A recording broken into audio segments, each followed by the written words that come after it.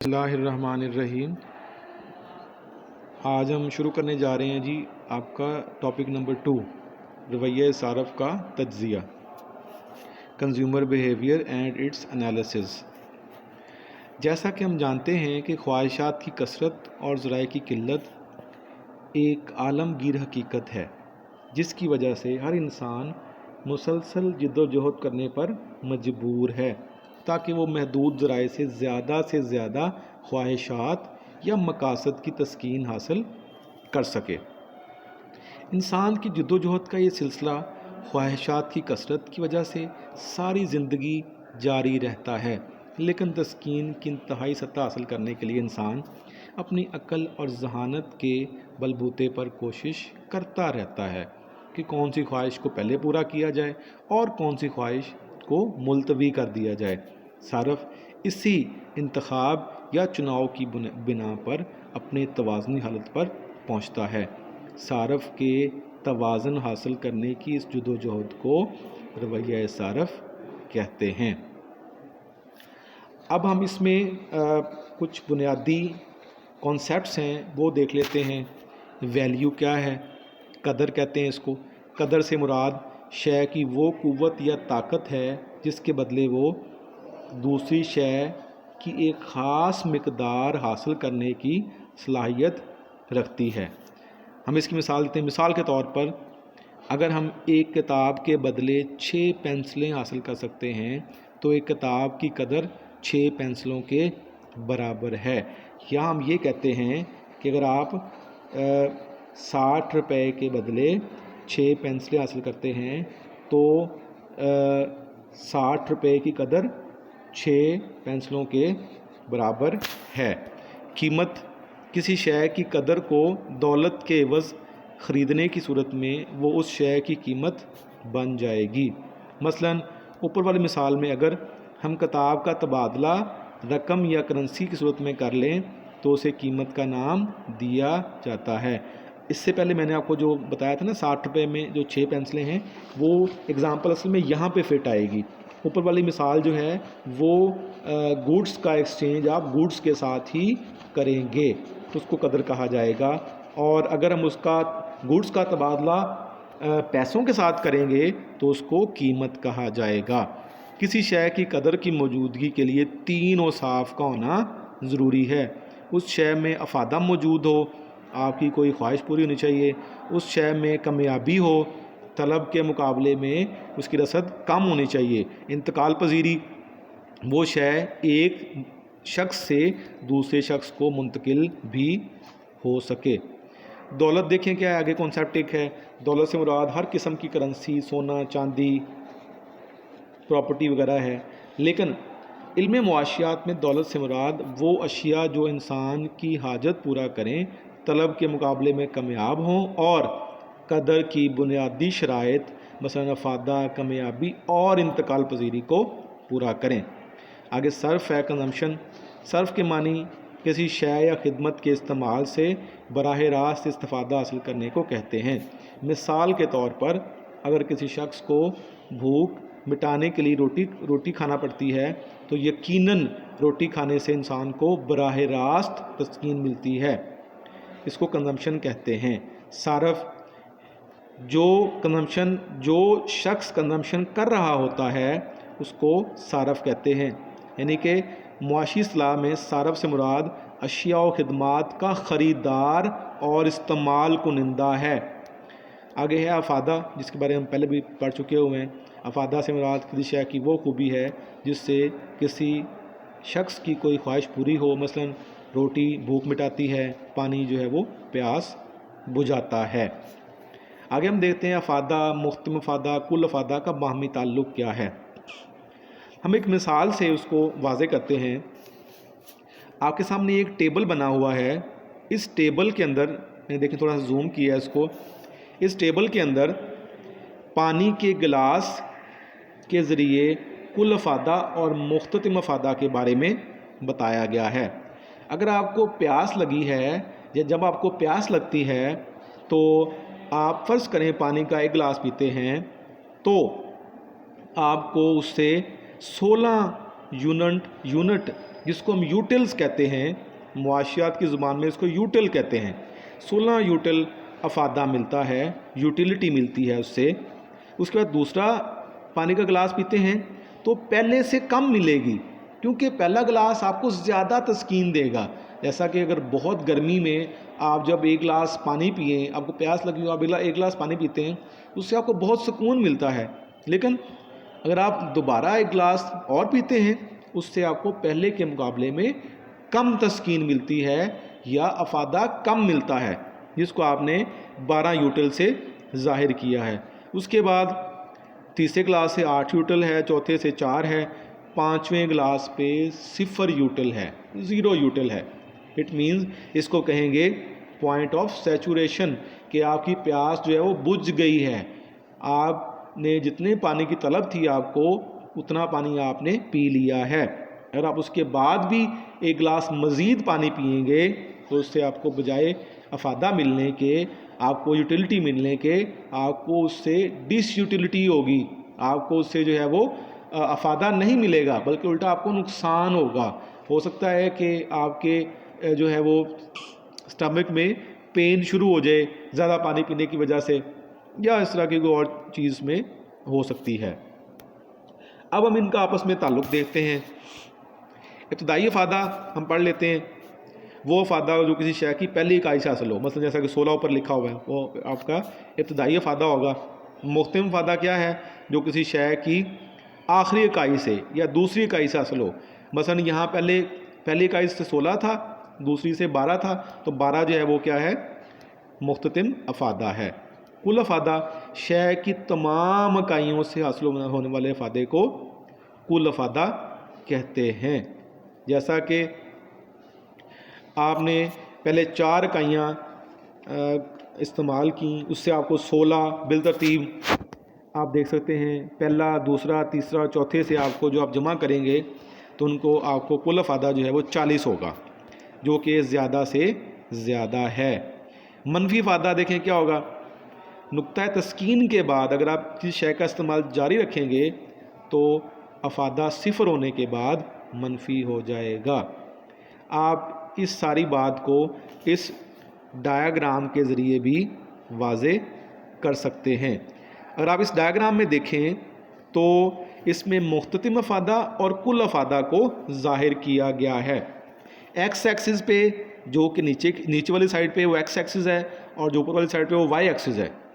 X axis पे आपने शय की इकाइयाँ जो यहाँ पे पानी के गिलास से वो लिए हैं, और वाई एक्सिस पे ऊपर वाले डायग्राम में कुल अफादा लिया गया है और नीचे वाले डायग्राम में मुख्ततिम अफादा लिया गया है।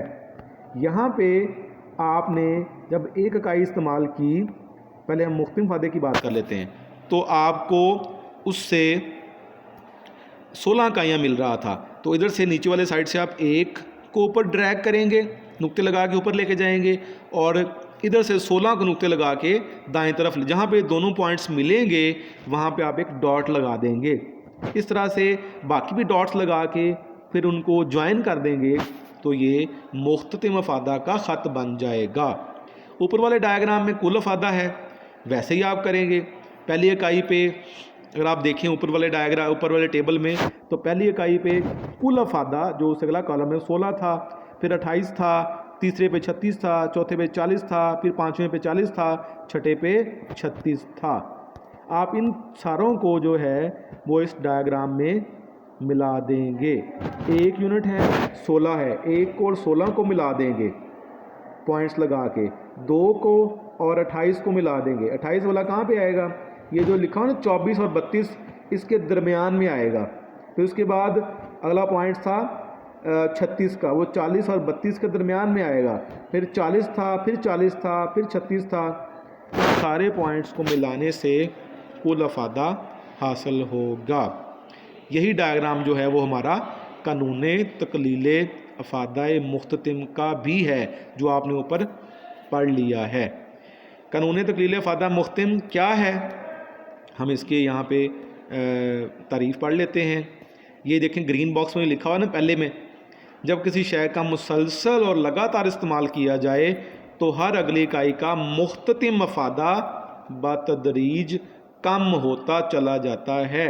हत्ता कि सिफर हो जाता है, और अगर उसके बाद भी इस्तेमाल जारी रखा जाए तो अफादा मनफी होता है, जबकि बाकी हालात बदस्तूर रहें, बाकी हालात तब्दील ना हों।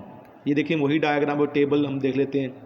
इसमें जो तारीफ़ पढ़ी अभी आपने वो यहाँ अप्लाई कर सकते हैं कि पानी का आपने 1 गिलास पिया, 2, 3, 4, 5, 6, तो आप देखें मुख्ततिम अफादा जो है वो 16, 12, 8, 4 और सिफर होने के बाद मनफी हो जाता है।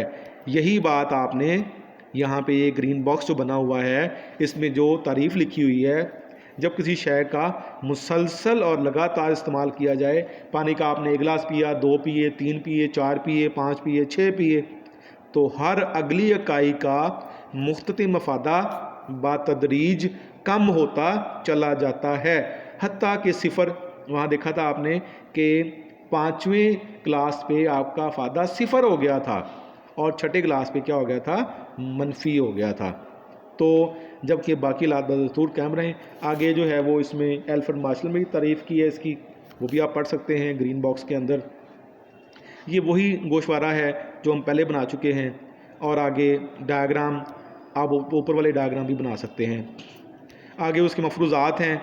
मफरूज़ात से मुराद वो हालात हैं जिन पर कानून की बुनियाद होती है।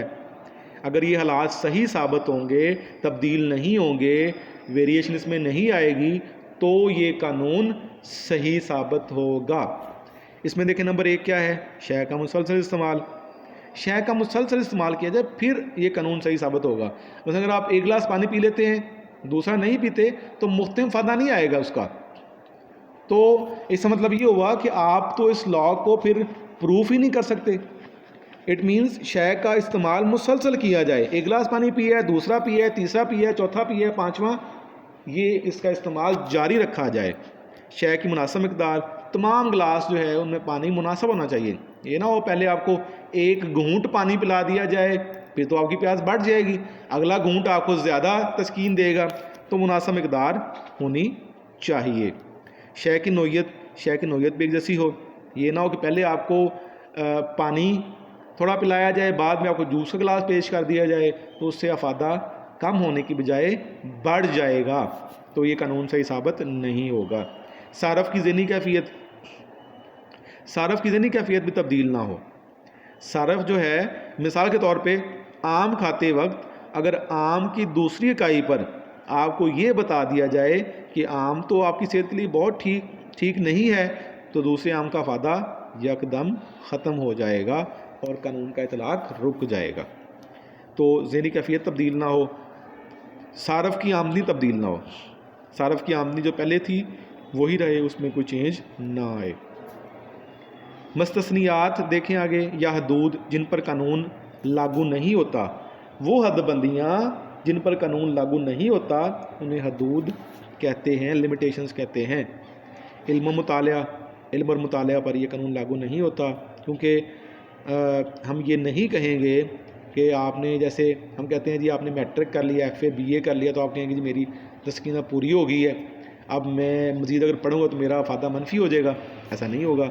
मालो ज़र के बारे में भी यही है कि पैसा अगर आता जाएगा तो अब ये नहीं कहेंगे कि मेरे पास लाख रुपये आ गया है, 2 लाख आ गया है, 5 लाख आ गया, अब मेरी तस्कीन पूरी हो गई है, अगर 6 लाख आएगा तो मेरी तस्कीन मनफी हो जाएगी। ऐसा नहीं होगा। तारीख़ी नवादरात, बाद लोगों को तारीख़ी नवादरात जमा करने का शौक़ होता है, वो जितने ज़्यादा जमा करेंगे उनका फ़ायदा बढ़ता जाएगा। नमूदो नुमाइश, बाद लोग चीज़ों को दिखाने के लिए इस्तेमाल करते हैं, नमूदो नुमाइश करते हैं, तो उससे फ़ायदा बढ़ता जाता है। मंशियात, बाद लोग मंशियात के आदी होते हैं, वो फिर उनको आप जितना भी वो मंशियात देंगे, तंबाकू या अफ़ीम या दीगर जो भी मुज़र शेद अशिया हैं, तो उससे उनकी तलब बढ़ती जाएगी, वो तलब उनकी कम नहीं होगी और फ़ायदा भी बढ़ेगा उनका। फ़नून लतीफ़ा, हर फ़नकार अपने फ़न को मनवाने और शोहरत हासिल करने का ख्वाहिशमंद रहता है, इसलिए वो जितना फ़न हासिल करने में कमाल हासिल करता है उसकी ख्वाहिश बढ़ती चली जाती है।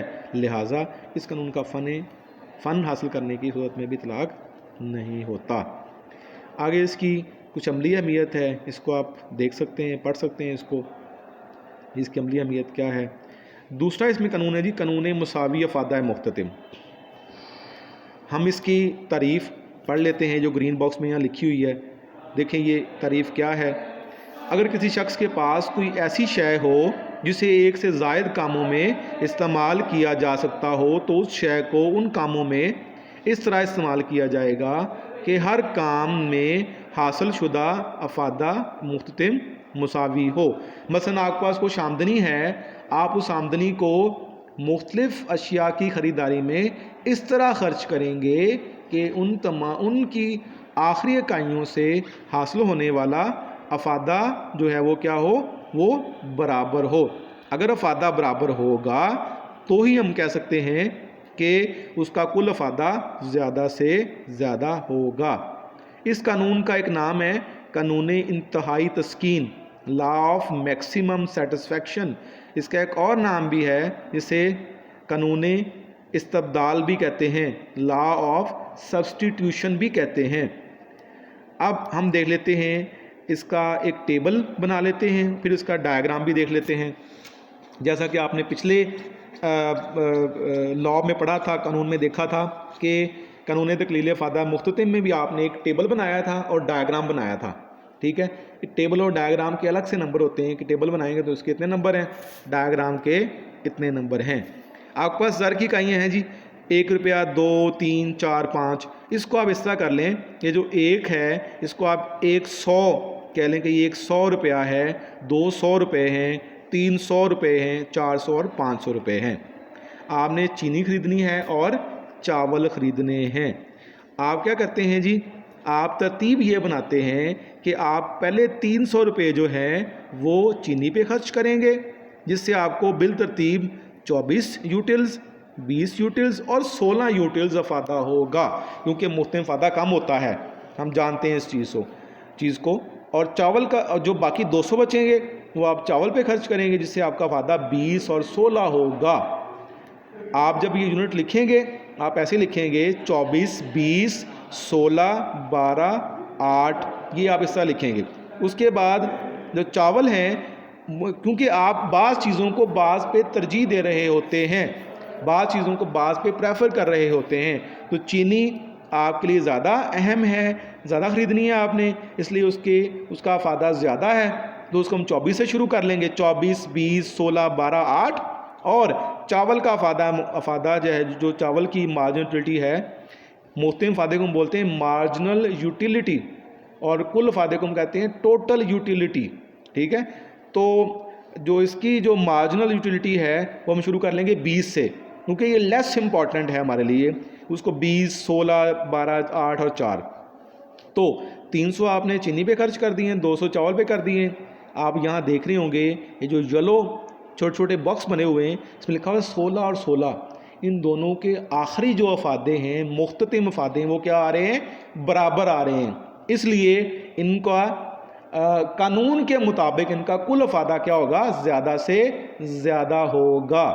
हम इसको कैलकुलेट भी कर लेते हैं। ये देखें नीचे, ज़र की 3 इकाइयाँ आपने खर्च की हैं चीनी पे, तो अफादा देखें मिला है, सामने लिखा हुआ है 24 है, 20 है, 16 है, तो मिला के कितना बन गया, 60। ज़र की 2 इकाइयाँ आपने यानी कि 200 रुपये खर्च किया है चावल पे, उसका अफादा आया है 20 और 16, तो ये बन गया 36। टोटल मिला के बन गया आपका 96। तो हम कहते हैं कि ज़र की पाँचों इकाइयाँ कानून मुसावी अफादा मुहतम के असूल के मुताबिक खर्च करने से मजमूई अफादा 96 या 96 आता है, जो कि ज़्यादा से ज़्यादा है। चीनी का अफादा मुख्ततिम बटा चीनी की कीमत, चावल का अफादा मुख्ततिम बटा चावल की कीमत। चीनी का अफादा मुख्ततिम आखिरी 16 था, कीमत उसकी 1 थी, चावल का भी 16 था, उसकी भी 1 थी।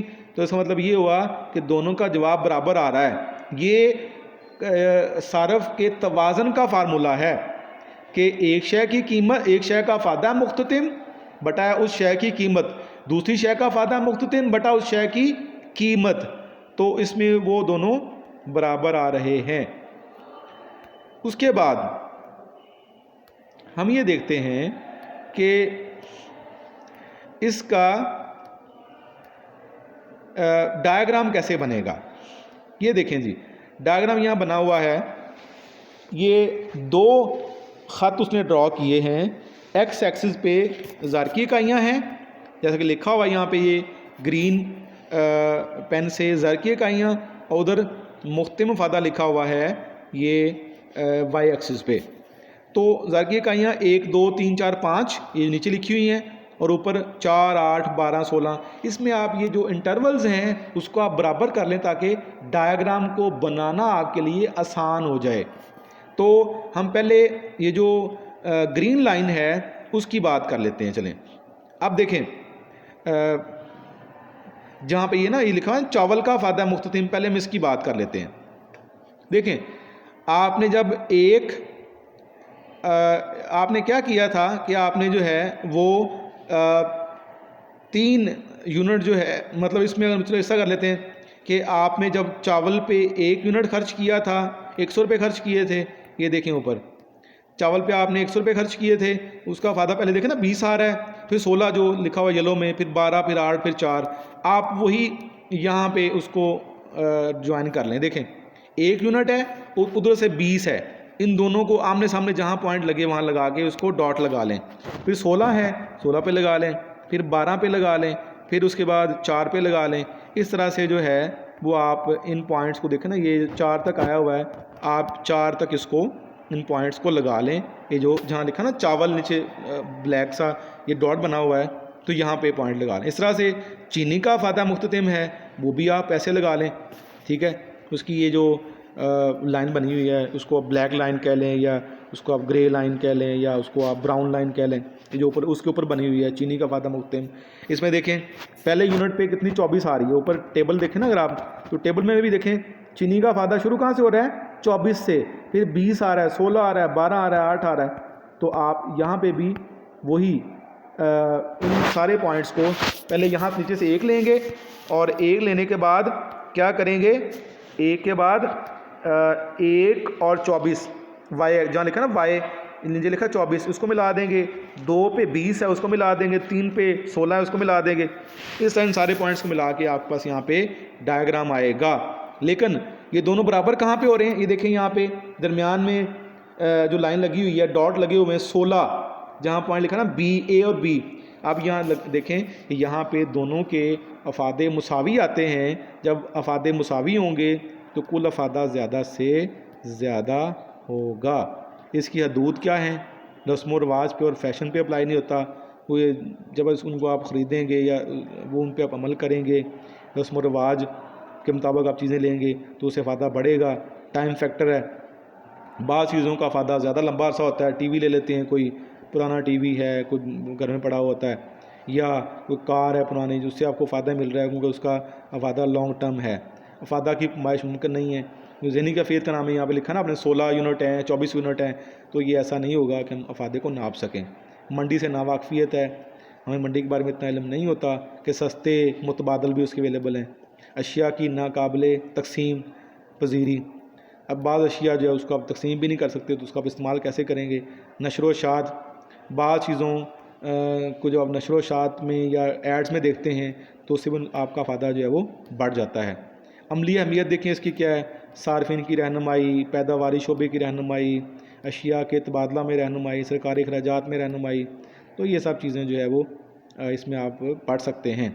सारफ का तवाज़ुन मैं पहले बता चुका हूँ आपको। ये फार्मूला देखें उसका, एक्स शय का फ़ायदा मुख्ततिम, एक्स शय की कीमत बटा एक्स शय की कीमत बराबर है वाई शय का फ़ायदा। इस तरह से जितनी भी चीज़ें होंगी वो सब का फ़ायदा मुख्ततिम और सब की कीमत को आप तकसीम कर देंगे।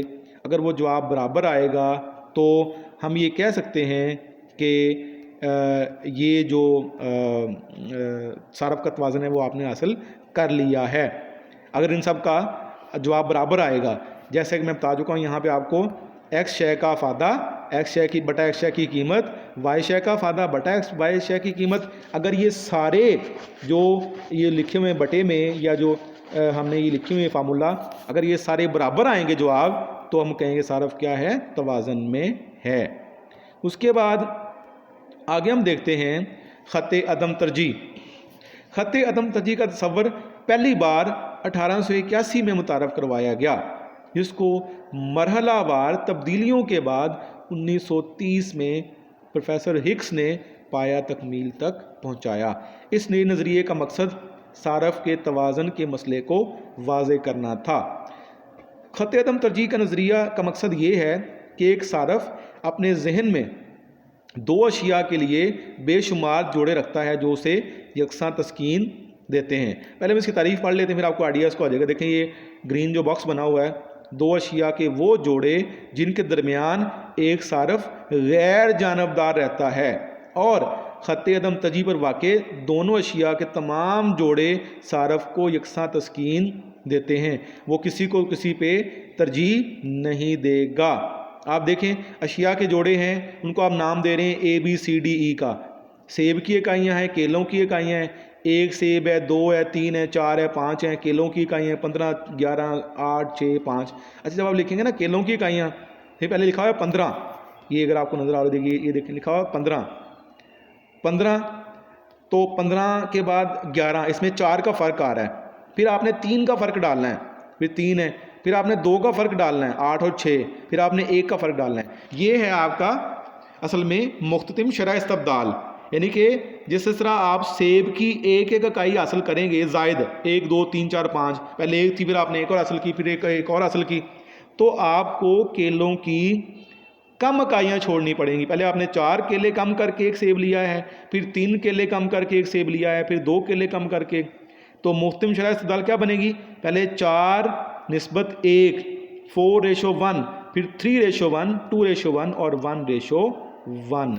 अब देखें इसी को आप यहाँ पे टेबल के बाद डायग्राम में ड्रॉ कर देंगे। एक्स एक्सिस पे आप सेब की इकाइयाँ ले रहे हैं और वाई एक्सिस पे आप केलों की इकाइयाँ ले रहे हैं।